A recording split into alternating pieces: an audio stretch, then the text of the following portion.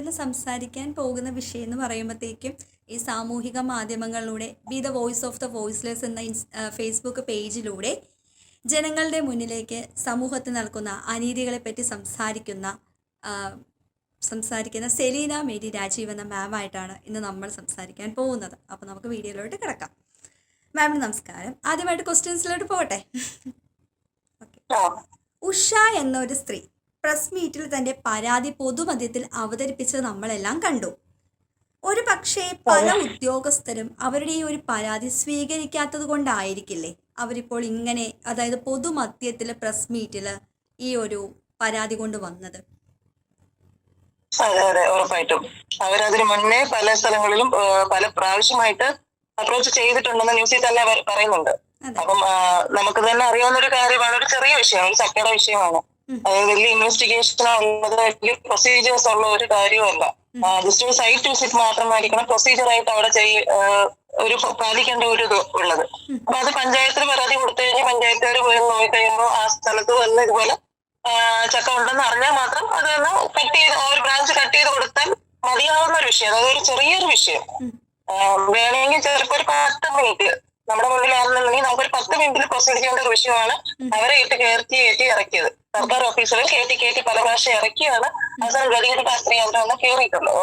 ഈ ഒരു മീറ്റിംഗിൽ അങ്ങനൊരു റെസ്പോൺസ് ചെയ്തിട്ടുള്ളത്. ഇത് അവരുടെ മാത്രമല്ല, ഇത് സർക്കാർ ഓഫീസുകളിൽ സാധാരണക്കാരുടെ സ്ഥിരമായിട്ട് നടക്കുന്ന പ്രശ്നമാണ്. കൊച്ചു കാര്യങ്ങൾക്കും വലിയ കാര്യങ്ങൾ ഇറ്റ്സ് ഓക്കെ, അതിന് പ്രൊസീജിയേഴ്സ് ഉണ്ട്, സമയമെടുക്കാം. അതിൽ നമ്മൾ തെറ്റ് പറയുന്നില്ല. സർക്കാർ ഉദ്യോഗസ്ഥർ പറയുന്ന ഒരു മിഷനല്ല. അപ്പൊ അതുകൊണ്ട് അതിന് നമുക്ക് തെറ്റ് പറയുന്നത്. പക്ഷെ കുഞ്ഞു കാര്യങ്ങൾ, വളരെ കുഞ്ഞു കാര്യങ്ങൾ, അത് ഏതൊരു സർക്കാർ ഓഫീസിലും നമുക്ക് ഈ പറഞ്ഞ പഞ്ചായത്ത് മാത്രമല്ല, പോലീസ് സ്റ്റേഷൻ ഇവിടെ ആണെന്നുണ്ടെങ്കിലും എന്താ പറയുക, ഒരു ദിവസത്തിലെങ്കിലും വന്ന് ഒരു 10 മിനിറ്റ്, ഒരു അരമണിക്കൂർ തീരേണ്ട കാര്യങ്ങളൊക്കെയാണ് ഈ ആൾക്കാർ കയറി ഇറങ്ങി നടക്കുന്നത്. വർഷങ്ങൾ കയറി ഇറങ്ങി നടക്കുന്ന ആൾക്കാരും ഒക്കെ ഉണ്ട്. അപ്പം ഇവര് പബ്ലിക്കിന് വന്നുകൊണ്ട് മാത്രം നമ്മൾ അറിഞ്ഞു. ഇപ്പോഴും അത് തീർന്നിട്ടുണ്ടെന്ന് തോന്നുന്നു. അതെ അതെ, ഇപ്പോഴും വന്നത് തീർന്നിട്ടുണ്ടെന്ന് അറിയില്ല. അവിടെ നിന്ന് ഈ പറയുന്ന മന്ത്രിമാര് ജസ്റ്റ് അത് എന്താന്ന് ചോദിച്ചിട്ട് ഇതിന്റെ റിപ്പോർട്ട് ഒന്ന് വേണമെന്ന് ഞങ്ങൾ അരമണിക്കൂർ അവരോട് മാറിയ സമയം ഒരു സ്റ്റാഫിനോട് വിളിച്ചിട്ട് ഈ അരമണിക്കൂർ അതിന്റെ അപ്ഡേറ്റ്സ് എനിക്ക് തരണമെന്ന് പറഞ്ഞെങ്കിൽ പോലും അത് ഒരു ന്യായമായ ഒരു ഇതാണ്. അവരുടെ അപ്രോച്ച് എല്ലാവരും കണ്ടതാണ്.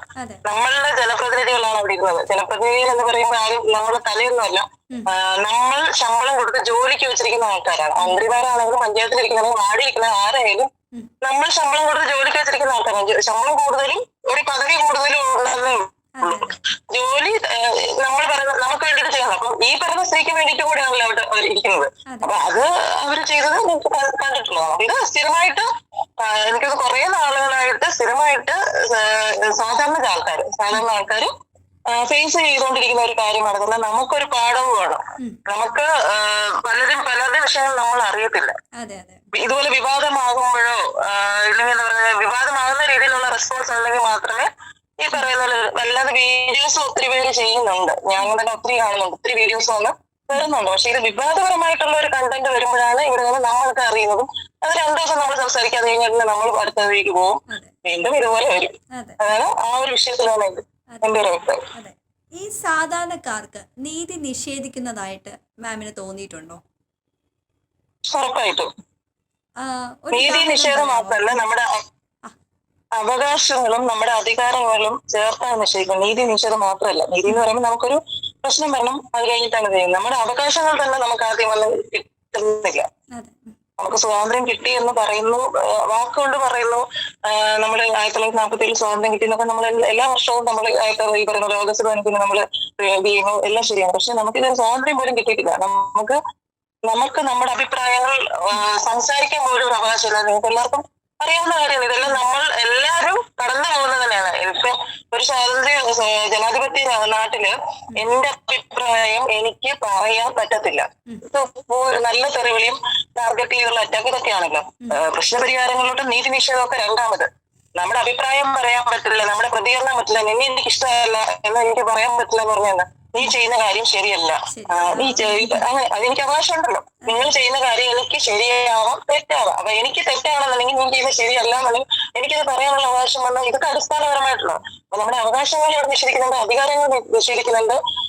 അതുപോലെ ഭരണഘടന ലംഘനം നടക്കുന്നുണ്ട്, നിയമം ഉണ്ടെന്ന് പറയുന്നു, നിയമ ലംഘനം നടക്കുന്നുണ്ട്. അതിന്റെ ഒരു അവസാനം ഇതാണ് നീതി നിഷേധം എന്ന് പറയുന്നത്. ശരി. ബേസിക്കലി നോക്കിക്കഴിഞ്ഞാൽ നമുക്ക് എല്ലാം നിഷേധിക്കാം, നമുക്ക് നമ്മുടെ അവകാശങ്ങൾ കംപ്ലീറ്റ്ലി നിഷേധിക്കാനുള്ളത്.